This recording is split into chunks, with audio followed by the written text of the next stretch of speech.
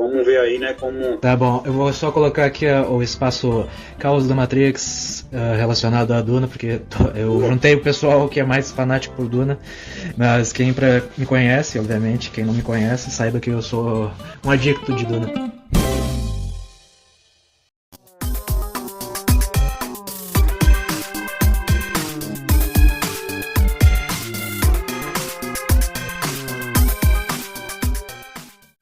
Muito mais bem-vindos ao Caos na Matrix, o podcast onde mergulhamos de cabeça na subjetividade, para falar de tudo que amamos, filmes, séries, livros, games, universos fodásticos e até aquelas obras que a gente torce o nariz, mas que para nós são perfeitos, mesmo que a perfeição não exista. Aqui entendemos por que essas histórias mexem tanto com a gente, moldando quem somos e como nós vemos o mundo. Meu nome é João Victor, mais conhecido como psicólogo cinéfilo ou vovão para os íntimos. Mas, nessa empreitada de hoje, eu estarei no solo. Mas não estou só em relação a quem irei discutir hoje neste episódio. Aqui comigo está um dos nerds mais antigos que eu conheço e também um do grupo que eu formei já tem bastante tempo. Emílio de Freitas. Fale lá, Emílio. Olá, pessoal! Boa tarde aí pra vocês. Sejam bem-vindos aí, né? No nosso podcast aí no Caos na Matrix. Hoje a gente vai mergulhar num assunto que todo mundo que ama séries e até filmes vai se identificar. Que é, por que a gente assiste e se apaixona e volta para as mesmas histórias tantas e tantas reassistidas? Nisso, iremos desbravar aqui no papo que eu e Emílio faremos em como isso nos prende, nos conforta e ajuda a lidar com o nosso cotidiano. A partir disso, iremos falar das reassistidas de séries. Tem algumas séries aqui que eu não assisti, mas outras eu conheço sim, entendeu? Sim. Mas a gente troca essas informações e a gente fala de uma maneira até maior, assim, não só das séries, mas da temática ali, né? Uhum. Que a gente tá debatendo. Sim. O que a gente pode falar em relação a obras que realmente ressumam com a gente? Tipo, eu adoro rever de vez em quando True Detective, algumas séries de Star Wars, Umbrella Academy, que eu gosto muito. Mas eu acho que dá pra explorar mais além das seriados, porque tem coisas que são o nosso conforto, se é que me entende. Aquilo que tão belamente ressoa e porque aquelas narrativas têm uma carga emocional tão belíssima conosco e nos sentimos identificados, criamos uma empatia com esses personagens e pela história que é contada. Ou seja, mesmo que conheçamos toda a jornada, elas ainda trazem, como é que eu posso dizer, um reconforto, uma sensação até de controle do que a gente está assistindo.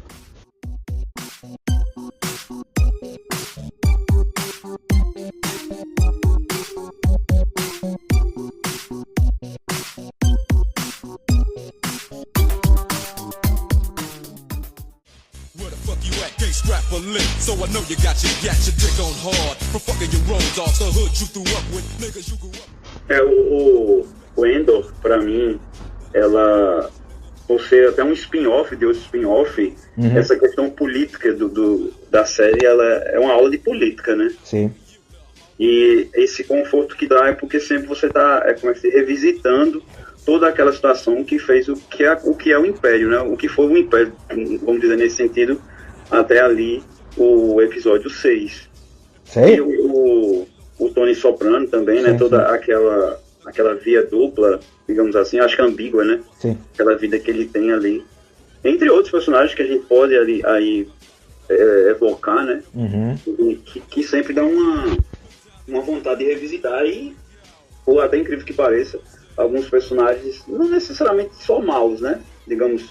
Personagens dúbios, por assim dizer. Dúbios, são personagens que, como você falou aí, e além das séries, né? O personagem do próprio Vito Corleone, o próprio Scarface, aliás, como é que chama o diretor lá? Qual deles? Martin Scorsese velho, né? Sim. Mas para dar um e-mail ao Caos na Matrix, como é o nome do programa, me conta um pouco de algumas séries que tu acaba, além de Endor, que tu acabou de mencionar, que de vez em quando, ou constantemente, que tu veja e ainda assim traz aquele quentinho no coração de revisitar velhos amigos ou esses personagens dúbios, se é que não entende. O Game of Thrones também, o Star Trek, a série clássica. Claro.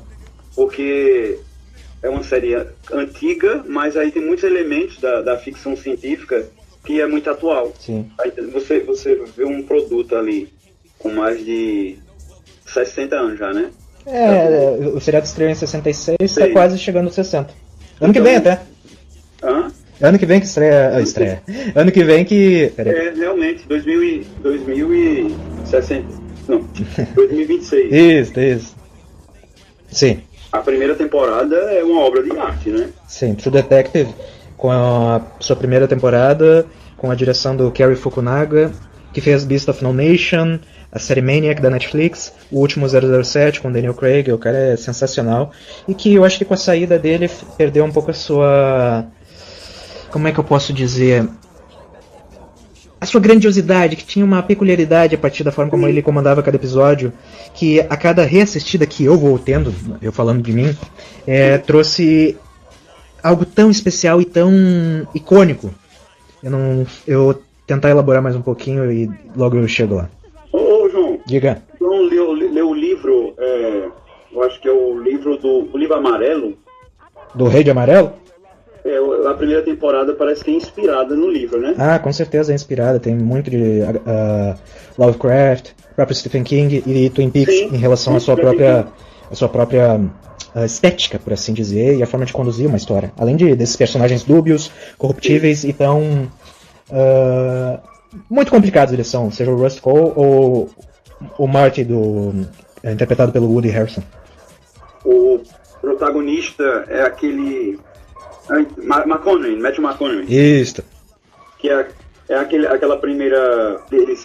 numa entrevista ali, né? Interrogatório. Sim. É muito bem feita. É uma produção muito crua, né? Qualidade de HBO, né? Uhum. O auge de fazer produções realmente que se distinguissem das demais, mas trouxessem aquela camada de um filme, basicamente. Pois o que eu entendo, o que eu não diria que sou entendedor completo, estou sempre aprendendo, mas o que eu percebo é que esses seriados, por mais que sejam divididos, é como realmente um filme enorme, dividido em várias partes, porque tem esse continuismo entre as partes divididas, mas mesmo assim tudo no mesmo tom, tudo na mesma direção, da mesma maneira que Stranger Things tem isso, por mais que seja episódios longos e divididos em certos períodos da história em si, é quase tudo bem interligado, por isso que eu acho que é um enorme filme, sabe? Assim, você pegou aí um ponto interessante, não necessariamente com essa altíssima qualidade, mas a primeira temporada do Demolidor ali da Netflix, eles conseguem, né, fazer um filme de 13 horas, tem personagens duplos, sim. Sim. E eles conduzem a história, assim, se você for um advogado, uma pessoa que entende sobre leis, e a construção do filme, eu falei até filme, a construção da série, ela é muito bem feita. Assim como o True Detective, apesar de algumas, eu não sei o True Detective, mas o Demolidor tem outros diretores, né? Sim. A produção da série, ela tem outros diretores, mas eles se conversam, né? Sim, tudo a partir, desculpa te interromper, tudo a partir de uma voz que está comandando o seriado, no caso o showrunner, e Demolidor, pelo que eu lembro dos bastidores da época da Netflix, era muito instável e tiveram algumas saídas de showrunners. Aquele Stephen The Knight, que fez até o Spartacus antigo, ele foi o primeiro showrunner da primeira temporada, mas que foi co-criado de certa forma pelo Drew Goddard, que fez o roteiro do Segredo da Cabana, o Perdido em Marte. Que mais ele fez? Ele vai fazer o próximo Matrix 5, que tem um envolvimento da Lana Wachowski, e o cara é sensacional. Elas não vão dirigir, não. Não, como isso é de praxe aqui do Caos da Matrix, a gente viaja muito nos assuntos. Não, elas não vão participar da primeira temporada da Sense8. Elas cortaram relações profissionais, acredito eu, pois queriam ir numa direção completamente diferente, com projetos diferentes, é claro. A Lana Wachowski, eu acho que ela ainda continua como produtora executiva de Matrix, e dentro dessa cooperação que elas tinham, a Lana era mais positiva, bem-humorada, e a Lily era mais pessimista quanto a tudo. Então, isso restou em Matrix e as demais obras delas. Nota-se isso até no próprio Matrix 4. Você gostou do V de Vingança? Claro, adoro. O Gabi Deus, que edita o programa comigo, ele leu o material original e não curtiu nada, porque deturpa um pouco o que veio no material original, e na adaptação é algo completamente contrário. Não sei se tu já tá familiarizado com a obra, já que tu me perguntou. Olha, eu já tive o quadrinho, mas eu não li por completo. Sim. Mas do que eu vi, eu achei uma fidelidade interessante, pelo menos visualmente ali, eu vi esse respeito à questão técnica, né? Sim. E também vai de acordo com o que a pessoa... vai com cada pessoa em relação ao material, tipo nós que amamos Duna, que foi um dos motivos que a gente se conheceu também. Foi. Com a tolerância de acordo com a adaptação e como ela pode ser vista durante muitos e muitos anos no futuro. Porém, V de Vingança foi levado para alguma categoria de pessoas de posicionamento mais fervorosos, seja de direita, mais do que de esquerda, acredito eu, que não entenderam muito bem a mensagem do negócio. Tu acredita que uma minissérie ou uma série seria com outra visão? Será que... Não saberia dizer. Eu acho que foi tão atemporal e... eu também acho que ele ficou bem atemporal. E também, pegando o exemplo do Alan Moore, que não gosta de quase nada de adaptações do material original dele, iria se tornar... ele não iria curtir nem um pouco, mas é sempre bem-vindo. Eles fizeram até uma nova roupagem em animação 3D de Watchmen, que ficou sensacional. Eu não vi ainda. Veja. Muito bom. Sim, é uma fidelidade quadro por quadro, pega todos os elementos do quadrinho, acredito eu, tem até qual é o nome aquele quadrinho que um dos personagens está lendo dentro do... Cargueiro Negro. Oi? Tem um quadrinho em ótimo dentro de outro quadrinho. Né? Exatamente, Cargueiro Negro, alguma coisa, de pirata, se não me engano. Adapta essa história e, ao contrário da versão do Zack Snyder, não tem um apelo voltado só para ação, quase fetichista, por assim dizer. Me fala de algumas obras que pra ti, que tu revisita e que tem um carinho muito especial contigo e que realmente modelaram e trouxeram uma perspectiva diferente e afastem a tua própria subjetividade e como tu enxerga a vida de uma maneira diferente. Além do Endor, como você também falou, é o True Detective, a primeira temporada, a Família Soprano, como a gente falou aqui, eu gostei muito da primeira temporada. Você falou anteriormente aí que era aquela forma que aí eu falo novamente do Star Trek, ali da primeira temporada. Agora tem uma série, eu assisti nas férias, que você sempre revisita, tem uma novela, que na verdade ela tem essa pegada muito, muito de série. Eu não sei se você conhece, mas é um material que quem escutar vindouramente aí a nossa conversa, assistam, O Salvador da Pátria.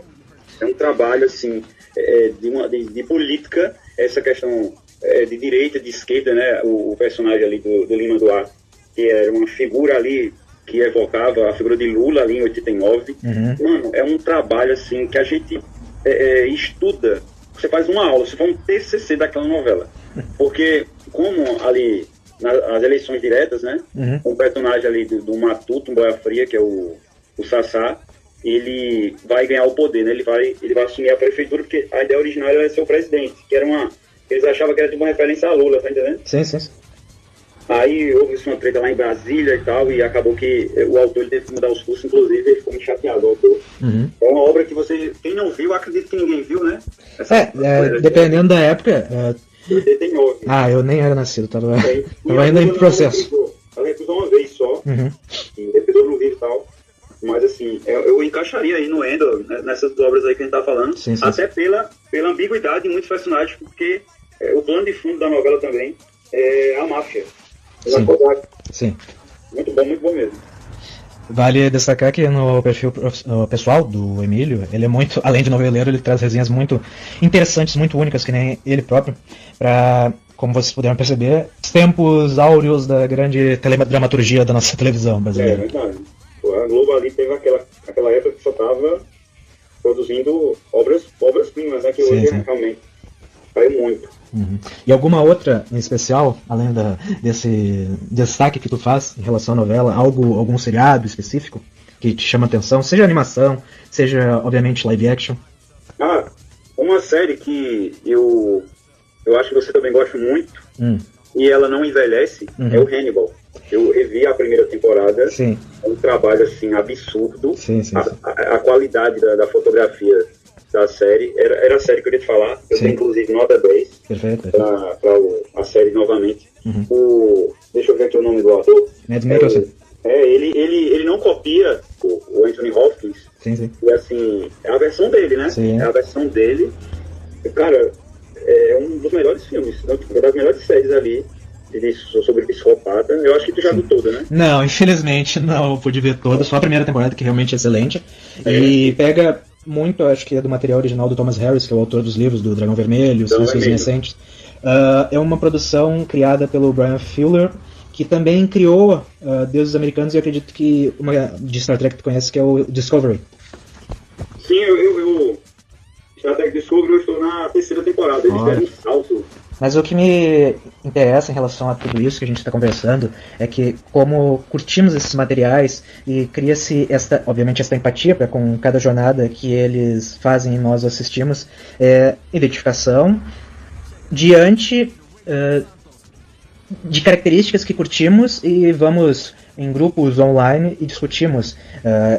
Eu me refiro mais a chats em que cria-se vínculos de fãs que trocam memes e discussões infinitas e teorizações sobre isso, aquilo. Vi de Game of Thrones esse espetáculo que foi, e acredito que os tempos áureos do Lost, que foi uma série que eu recentemente vi, que fez 20 anos no ano passado. Todo personagem ambíguo, todo personagem que tem os dois lados da moeda, ele sempre vai ter esse carinho do público, porque somos assim, né? Ninguém é totalmente bom, ninguém é totalmente mal, que eu quero até de Nietzsche, né? Então, tipo assim, esses personagens, eles trabalham que, caso nós tivéssemos o poder, que alguns têm ali nas séries, nos filmes, porque, por exemplo, lá, o personagem do Scarface, eu não sei se tu conhece aquele filme do Zod, do ator do Zod. Qual especificamente? Acho que é o Homem de Gelo. Homem de Gelo? Com essa ambiguidade, ele é um pai de família. Peraí, tu tá falando de qual ator do Zod? O Zod antigo ou o Zod novo? Tá. O Michael Shannon. O que eu tô falando agora, tu tá lembrando? Não, eu não consigo lembrar especificamente. Deixa eu pegar aqui, é um Mike Shannon. Mike Shannon. Ele faz esse filme aí, que ele tem essa ambiguidade. Deixa eu pegar aqui o nome dele. Tá. Pode falar o nome do filme, já que tu encontrou aí? O Homem de Gelo, 2012. O que fala mesmo? O Homem de Gelo, ele trabalha com a ambiguidade do personagem, né? Vagamente baseado no assassinato do assassino de aluguel do Richard Copley. O filme é dirigido por Ariel Bromell e estrelado por Michael Shannon, né? E ele é dos anos 60, muito bom filme, viu? Inclusive tem baseado no Homem de Gelo, a história do assassinato de Sangue Frio, de Anthony Bruno. É um filme realmente para ser revisitado sobre... Ele tem os filhos dele, e eu acho que até demora a família perceber que ele tem essa vida. Sim. Talvez, acho que um ou outro personagem, a gente sabe, né? O telespectador sabe, mas a família, se eu não me engano, é só um dos membros da família que descobre. Ele tem uma vida extremamente de um pai de família, bem Tony Soprano, só que o Homem de Gelo, ele é bem mais agressivo, ele é uma pessoa bem mais, ele mata muito mesmo, assim. Lida com... Quando me vem essa questão dos personagens dúbios, lembra questões arquetípicas dentro da psicanálise junguiana, em relação a, por exemplo, sombra e persona, que... Persona é uma máscara social que a gente cria, que muitas vezes entra em conflito com os nossos desejos mais profundos, e sombra é aquilo que reprimimos, mas vemos refletido em algumas pessoas. Interessante. Esse filme, ele é muito bom, muito bom mesmo. Se for pra gente encaixar ali, eu também colocaria Scarface, né? Tony Montana. No fundo a gente chama esses personagens porque eles mostram o lado mais vil, corruptível e completamente mais perverso do próprio ser humano. Que realmente traz esse fascínio. Por isso que algumas pessoas... Eu fico surpreso que alguns alguns indivíduos adoram séries true crime, seja, sei lá... É incrível, assim. Como é que é o nome daquele seriado? Monster, que é do mesmo criador do American Horror Story. Brian Murphy? Acho que é Brian Murphy. Fez o esse Dahmer. É monstro, né? 3 temporadas na Netflix, né? Isso, tem os irmãos Mendes e o Dahmer, não lembro certo. Tem o assassino Dahmer que decapitava as pessoas, principalmente mulheres negras, e realmente fazia atos sexuais com essas cabeças, que é realmente tenebroso. E o outro dos irmãos Mendes, eu só sei a premissa e o que tem por trás, que eles mataram os pais e no contexto do seriado tem uma relação incestuosa entre eles. Sim. É realmente muito pesado. Vou anotar aqui. Então, voltando só um pouquinho ali, que a gente tá falando aí sobre esses personagens aí ambíguos, esse facinho, você aí acabou entrando no True Crime, né? Sim. A gente vê ali nos documentários também, por exemplo, aquele da Daniela Pérez, não sei se você achou, Pacto Mortal, acho que é Pacto Brutal. É uma série documental, no caso. E existe uma parte ali dos episódios que o Guilherme de Pádua recebeu milhares de cartas que ele nem leu, de fascínio, principalmente de mulheres que procuravam ele ali para ter envolvimento em alguns sexuais, né? Sim. De um psicopata, né? Sim. Você tem noção o quanto fascina essa... E por mais que ele tenha sido solto, deve ter cumprido a pena, já é falecido o cara, ele se tornou pastor, se não me engano. Ele, depois ali dele ter ido embora, né, da prisão, ele se exilou ali numa região, acho que foi eu não tô lembrado. Aí ele virou pastor. Ele passou a vida ali, acho que uns 20 anos, eu acho, não menos. Começo da década de 90, de 2000 até 2022, que eu acho que ele deve ter morrido aí. Concordo. Mas uma coisa interessante de tudo isso que a gente está conversando é quão complexos são esses personagens de um Walter White, Breaking Bad, que é epítome em relação a uma trajetória de uma pessoa normal, é o oposto da jornada do herói, que vai numa espiral decadente para se tornar realmente um vilão. O próprio Tony Soprano, que traz essa questão do pouco que eu conheço dos Sopranos. Eu acho que eu só vi o piloto há muitos anos atrás. Não, eu vi a primeira temporada do Sopranos, ela é muito boa, viu? Show de bola. Mais de 20, né? Sim, eu acho que já... Quase 30. Mas ela é de 90. Sim. Acho que depois de Oz, que eu acho que foi a segunda grande produção da HBO se tornar essa grande contadora de histórias. Mas o início, realmente, dessa nova linguagem veio com os Sopranos. Sim. Eu estava dizendo que o quão complexo é um personagem do Tony Soprano de ir à terapia, já que ele está tendo crises... Sim, boa, bem lembrado. Crises terríveis de ansiedade ou crise de pânico, creio eu, e vai desmistificando, mas tira todo o estereótipo do mafioso italo-americano e vai se realmente desconstruindo os traumas que ele possa ter vivido e sentido, e a relação dele com a família, e por aí vai. Então, essa questão da família... E a gente está falando aí sobre essas ambiguidades, né? Você vê esse lado dele que ele quer manter essa pose ali. Sim. Com a família. É algo muito que fala no interior ali de cada pessoa que conduz sua vida, porque a gente tem os nossos traços ali de fazer algo, digamos, fora da normalidade, da normatividade, digamos.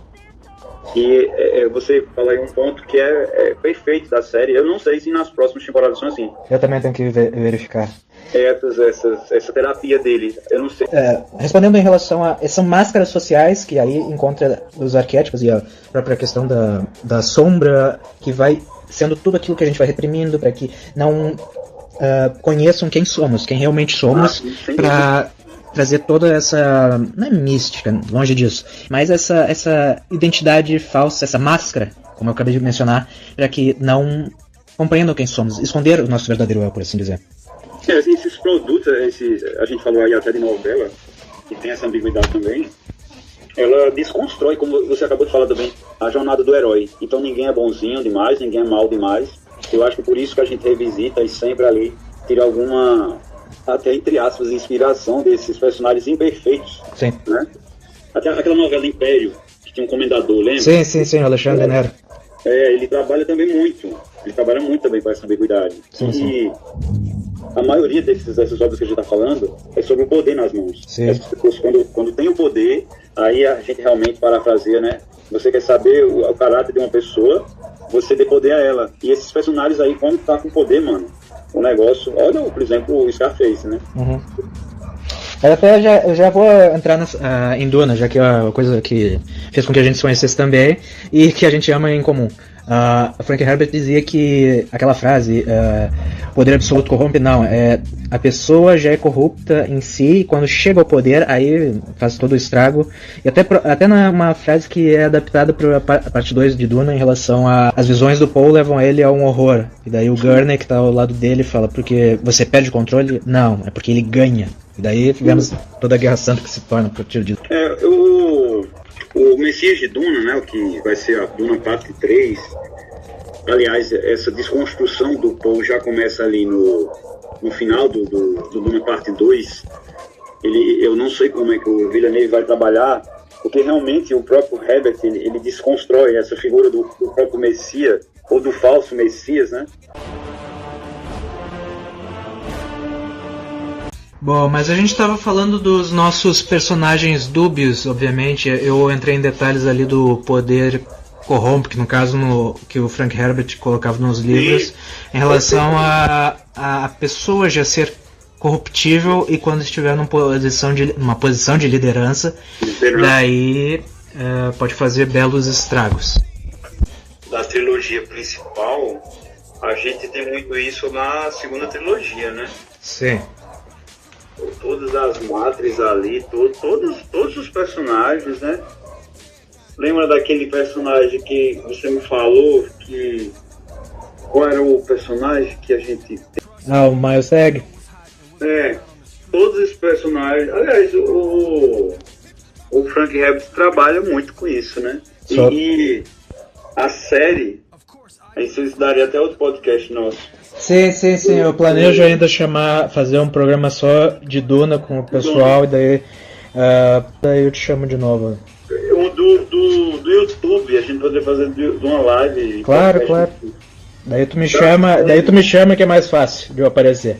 Boa, daquela série Duna Profecia. Sim, Duna Profecia. Daria pra gente fazer um podcast ali, não sei, por episódio. Um vídeo chamado. Pela série toda. Sim. Porque ela trabalha muito com essa questão do poder. Sim, sabe? Já que aproveitou e entrou nesse detalhe, daí é um gancho que eu irei colocar na edição depois. O seriado de Duna Profecia, ou Duna Prophecy, enfim, que mostra a criação, a ascensão da Irmandade Bene Gesserit em relação a esse poder corruptível, personagens dúbios, seus interesses mais, como é que eu posso dizer, perversos, de certa forma, ou interesses próprios de estabilidade no poder vigente.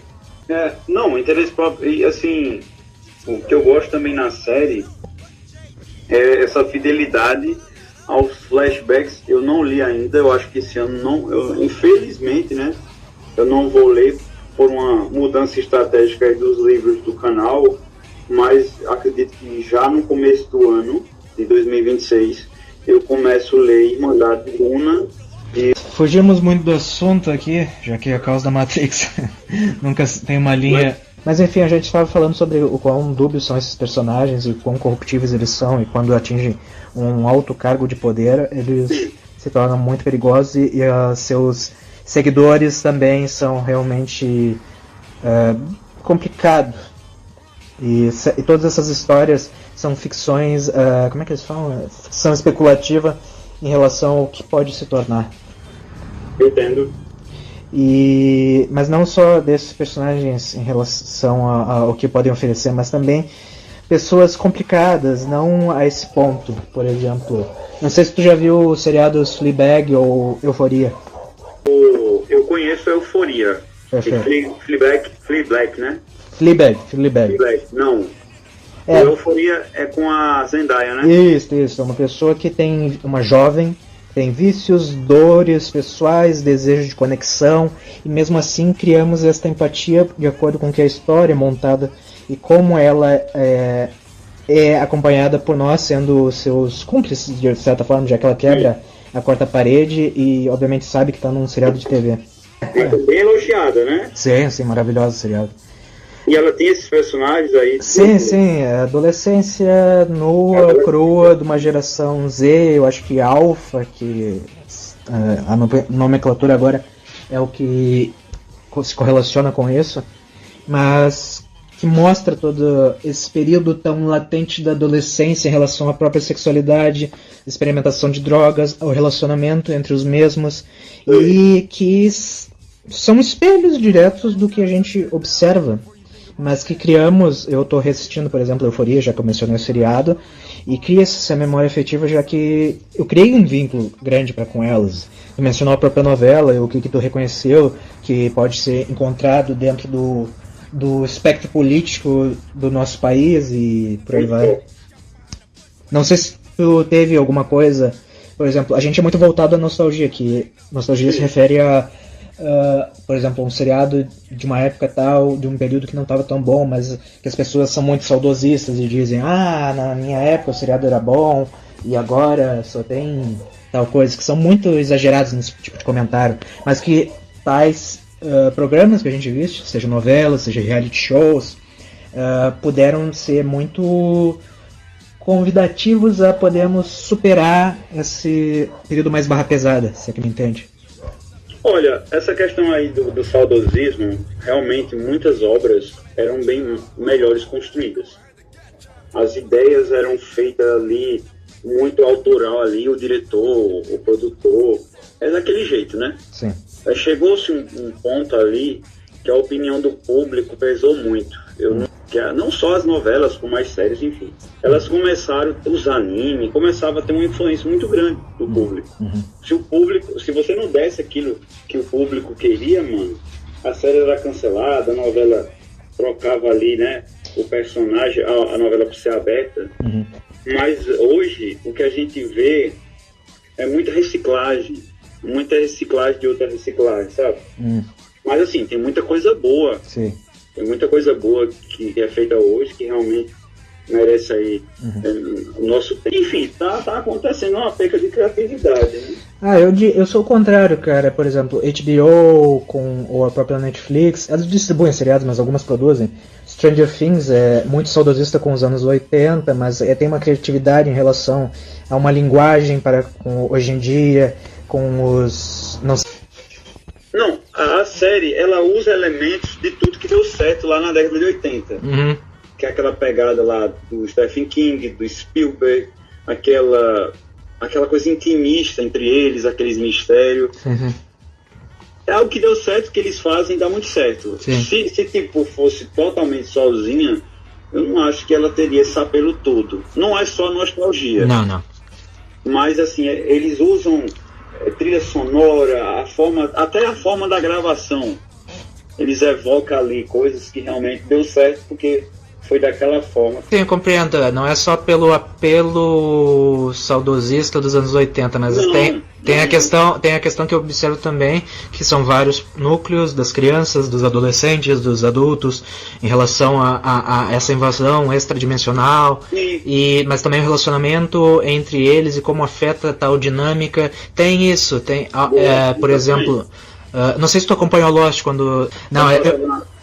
Não, eu pego Lost porque é algo, eu acompanhei, vi com a minha mãe vários episódios, todos os episódios basicamente, ela se sentiu muito, não é impactada a palavra, ela curtiu muito a jornada de cada personagem, cada ponto de vista, que lembra muito um livro do Stephen King que serviu de base para a própria Lost, que é a Torre Negra, que envolve o multiverso, outras realidades, ponto de vista de personagens muito dúbios também, corruptíveis em relação aos seus vícios, seus próprios relacionamentos. Ela foi muito à frente do seu tempo em relação a contar uma história e ter uma duração muito grande. Mas... Eu gosto muito de Lost, esse trabalho de núcleos, essas histórias ali. Você vê que é uma série caríssima, porque ela criou várias histórias e numa série só, né? Sim. Ele trabalha com o mistério, a dramaticidade e a peculiaridade de cada personagem.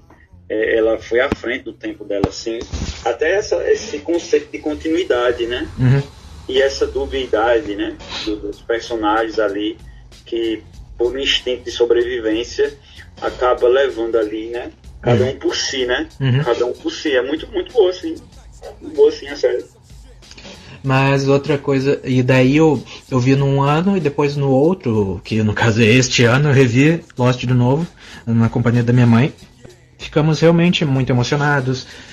E trouxemos esse carinho especial que temos com estes personagens e como, mesmo sabendo cada jornada, a sincronicidade emocional para com o que foi sentido, e seja raiva, seja indignação, felicidade para momentos mais alegres e confrontos éticos e morais em relação a algumas ações, seja para qualquer seriado, mas esse especificamente que eu estou falando. Mas que esse ciclo de reassistir e até reconhecer, pode até criar esse vínculo afetivo que faz ter uma nova perspectiva diferente. Não sei se está me entendendo. Não, eu entendo. E assim, a gente Fala um pouco do J.J. Abrams. Sim, eu considero ele meu grande ídolo por rebootar muitas coisas, e ao contrário de muita gente, eu adoro o Star Wars 9 dele.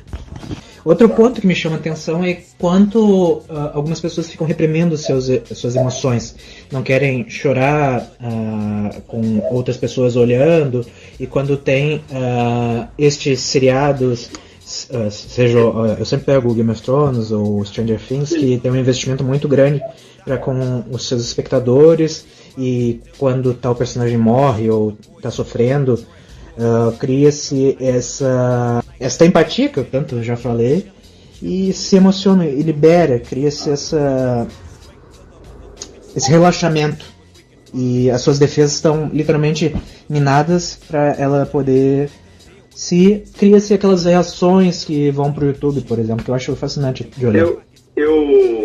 Às vezes tu acompanha meus stories, claro. às vezes eu coloco ali que eu fiz uma sobre essa questão da procura do outro, sabe? Tipo assim, eu tô te procurando. Aí, se eu te procurei, eu sou o fraco, tá entendendo? Se eu te mandei uma mensagem, se eu quero falar com você, não necessariamente um vínculo afetivo ou algo a mais, digamos, eu amplio aí para outras pessoas. Não, Emílio que procura, Emílio é o fraco. Eu fico nessa postura tipo, só espera, tá entendendo? Sim, compreendo em relação a certas defesas que a gente vai adquirindo, e que para uma sociedade de agora possa... Sim. Ou sociedade antigamente, que era muita repressão, não podia, era visto como frescura, e hoje em dia a gente sempre se alienta para não trancar estas reações e maiores ações, por exemplo, eu ficar incomodado com alguma coisa que realmente me chateie, ou sei lá, a pessoa... A gente fica tão machucado com alguns bullying que foram feitos durante a nossa juventude e que ainda nos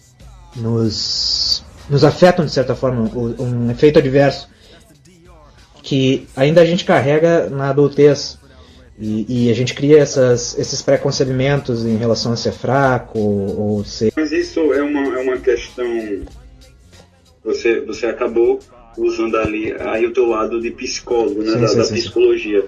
Sim. Mas também é uma questão, vamos ampliar esse conceito da busca, né?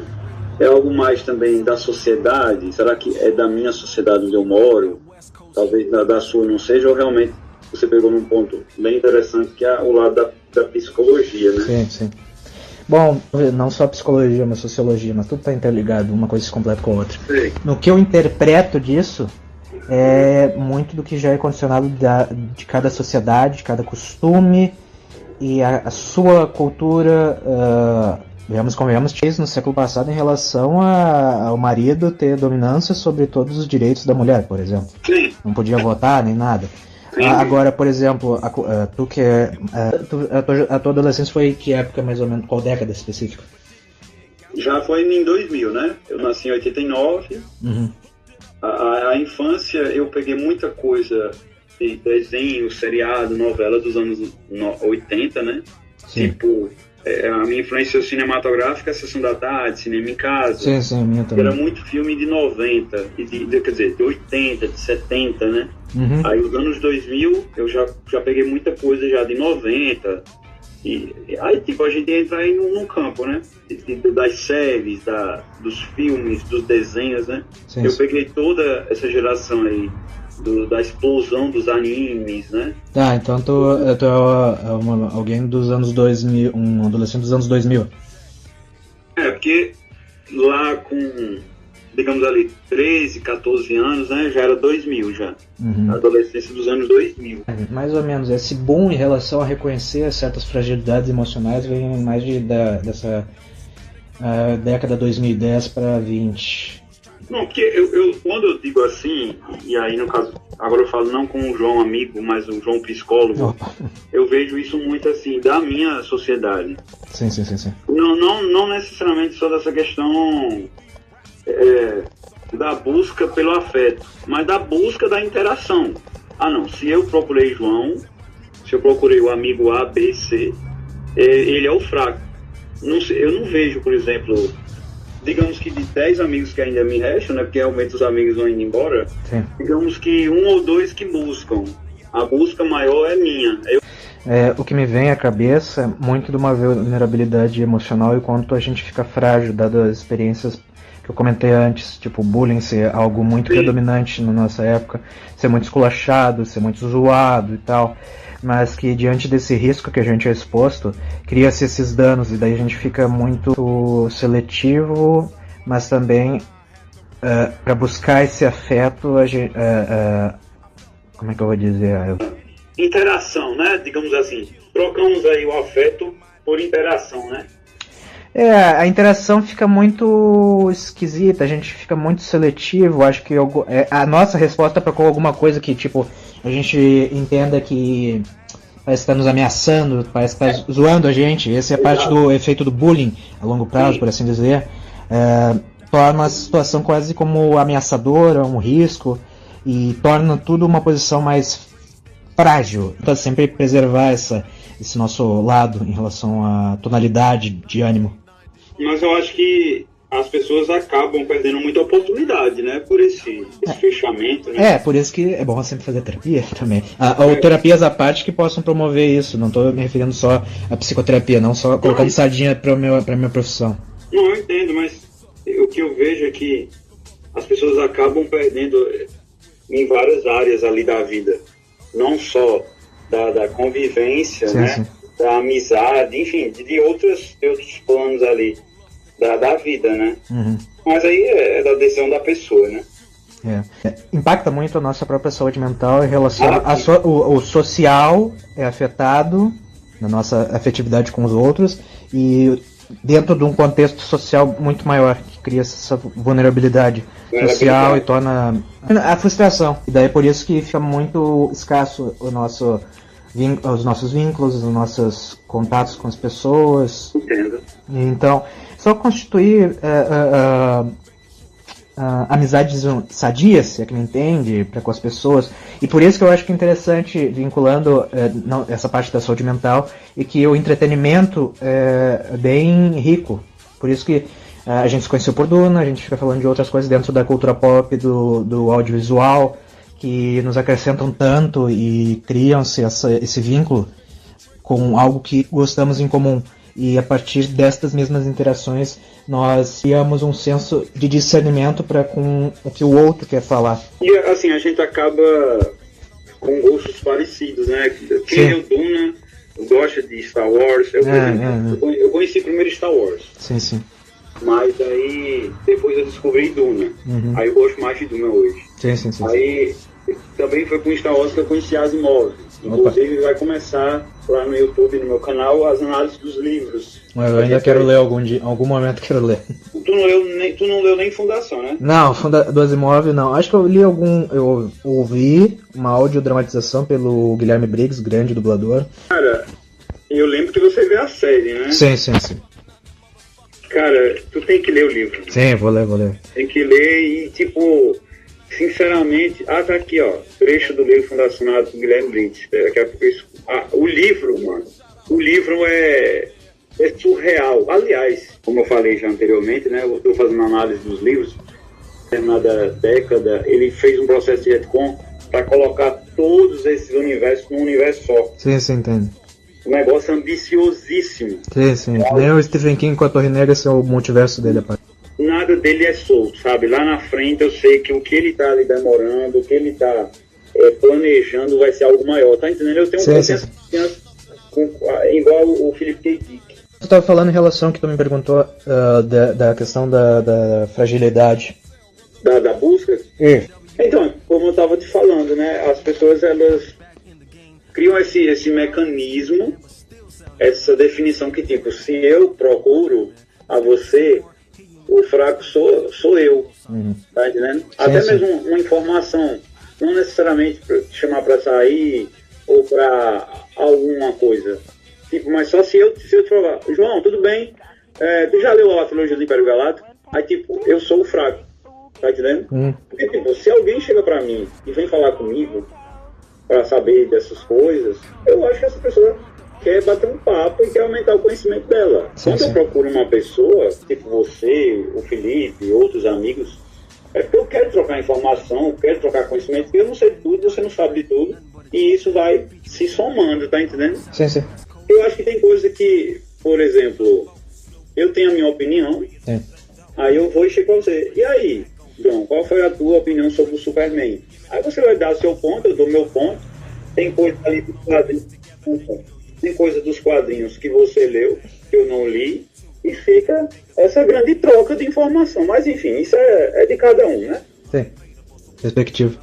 Perspectiva. Eu acho que é interessante quando tu falou de Asimov agora e como ela como é que é? Ela foi uma obra que te possibilitou mudar a tua própria subjetividade para com a ficção científica. Eu acho que para com a perspectiva, percepções a parte da tua vida pessoal.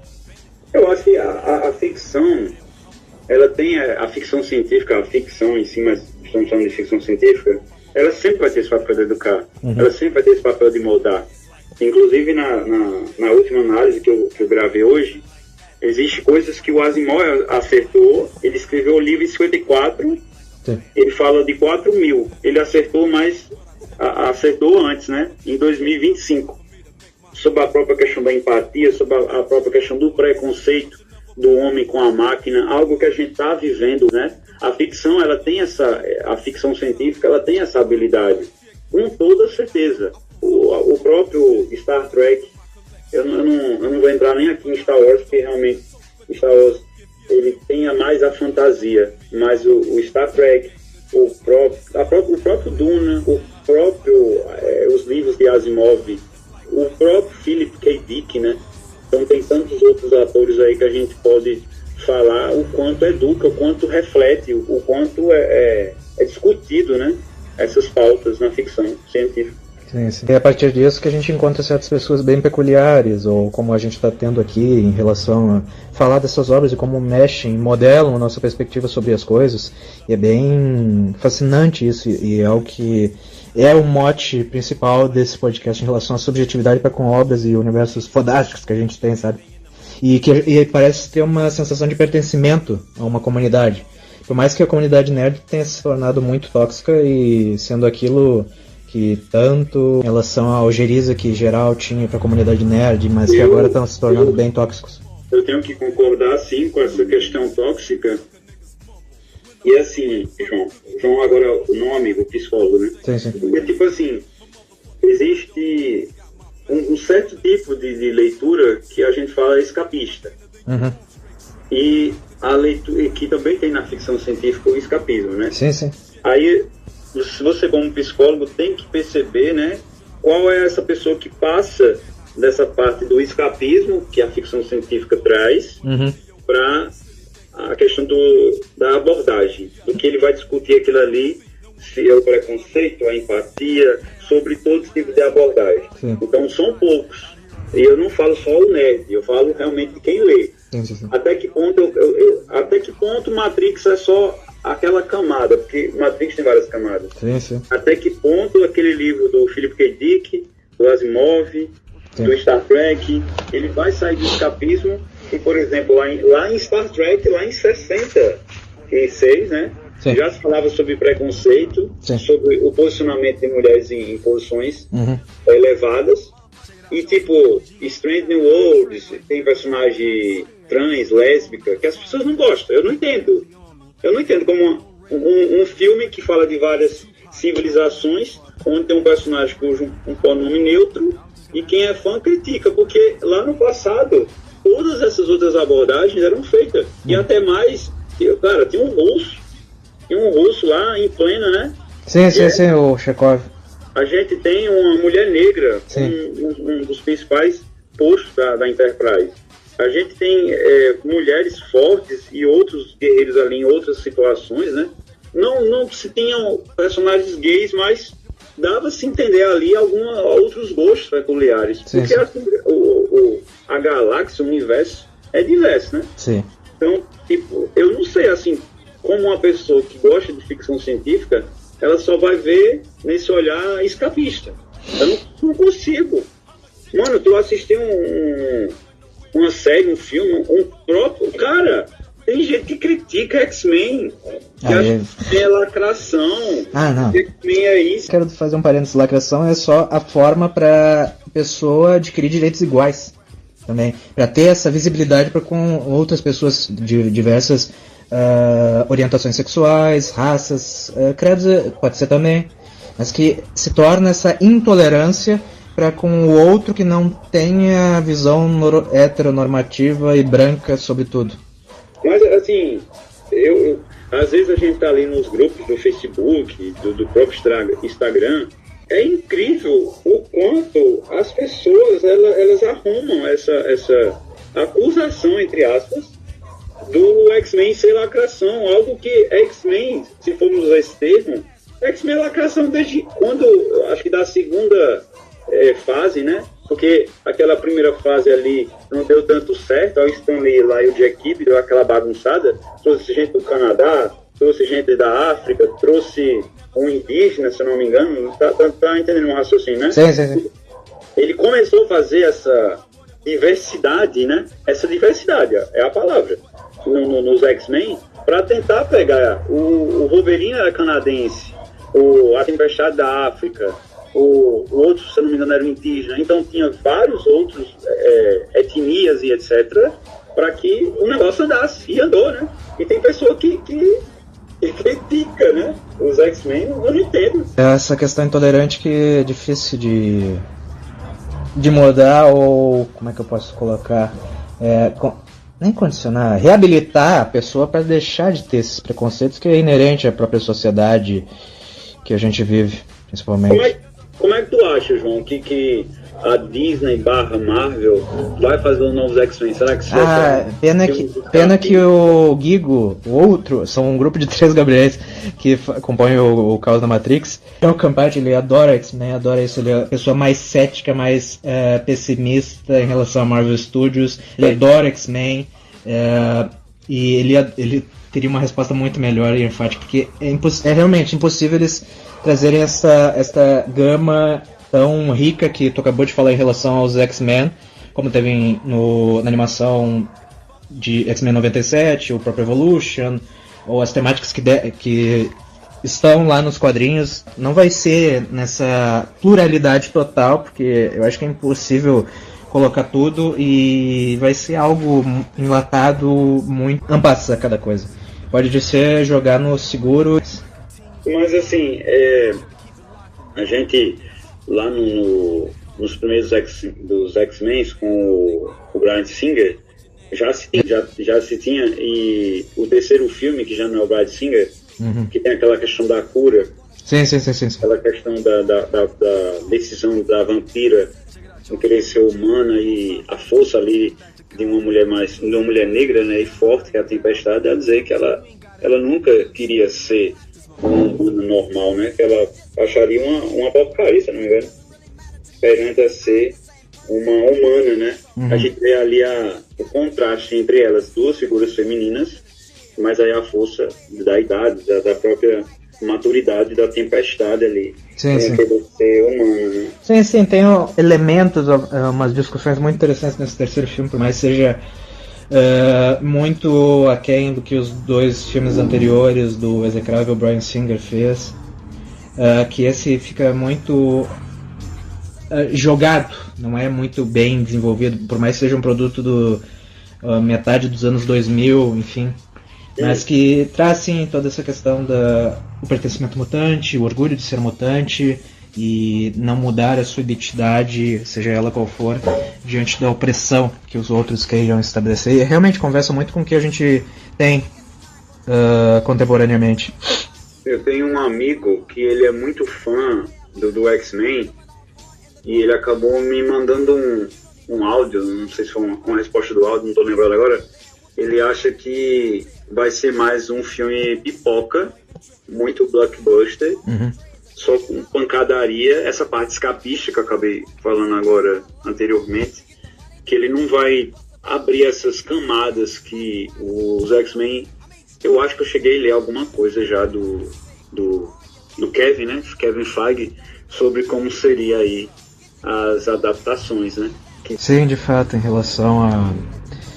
Obviamente o entretenimento, toda a Fórmula Marvel em relação ao humor, a dinâmica dos personagens. O diretor vai ser o mesmo dos Thunderbolts, que fez até um trabalho bacaninha em relação a uma equipe desconjuntada. A questão da saúde mental que é estabelecida neste filme, desses novos Vingadores. Mas que se tivesse um Ryan Coogler que fez o Pantera Negra, ou sei lá, quem mais, um James Gunn, mas que trate com uma sensibilidade muito grande e que converse com certas questões que a gente está vivendo, pode ser uma película muito bacana em relação a isso. Eu acho que essa fórmula Marvel, a ação mais a piada, um terceiro ato ali, a pancadaria maior, eu acho que não cola muito com X-Men. Dá pra fazer, até os desenhos tinham, acho que os quadrinhos têm, quadrinho é recheado de humor não convencional pra Congado Batalha, dá pra fazer isso tranquilo, dá pra fazer belamente isso. Não, mas eu acho que, enfim, fica aquela discussão, né? Será que eu vou fazer um quadrinho vivo, como foi o Superman, né? Uhum. Será que eu vou fazer um quadrinho vivo ali com todas aquelas camadas? Eu acho que o X-Men que o Bryan Singer fez ainda tá muito vivo, sabe? Sim, mas ainda tem coisas ali que a seriedade, o real, palpável, sombrio não convém mais. Pode ser, tem que ser colorido. Eu acho que vai ter essa pegada, então. Sim, com certeza vai ter essa questão do colorido, a mensagem em relação à igualdade e obviamente ter essas sutilezas que podem representar sobre a comunidade LGBTQIAP+, ou criticarem o diferente e não aceitarem. Isso vai ter com certeza, mas como vai ser trabalhado serão outros 500. Outra coisa que eu acho, assim, por exemplo, eu vou começar a ler os quadrinhos ali de 92 e eles estão numa linha muito confortável, mano, dessa época. Uhum. Quadrinho, a própria X-Men 97, eles não conseguem dar esse avanço. Eu não sei se tu conhece o Grant Morrison, no caso com os X-Men. Eu sim conheço, acho que eu li alguma coisa dele, mas não de X-Men. Tô ligado em relação à importância dele, mas eu não... Enfim, meu conhecimento de quadrinhos é muito escasso, mas sei da importância que ele tem. Então, o Grant Morrison, ele acaba dando algo bem mais pé no chão e bem... Eles estão ali numa zona de conforto, no coloridinho ali com o X-Men dos anos 90, que foi, eu acho que o auge, né? Ali das temáticas e das cores e tal. Sim, sim. Provavelmente pode pegar essa influência da forma como eles vão retratar, como vai ser escrito este roteiro e direcionamento, e adaptar a Marvel em si. O que, por exemplo, eles podem pegar a questão de um retrofuturismo, se passar nos anos 60 também, como o Novo Quarteto, que eu acho uma belíssima obra, uma obra enlatada com uma certa identidade. Acho que se for naquele nível, é show de bola. Mas que haja também um retoque em relação à mensagem que o filme está se propondo, junto com o material original, e principalmente que seja fluido, não corriqueiro e muito engajante, você me entende?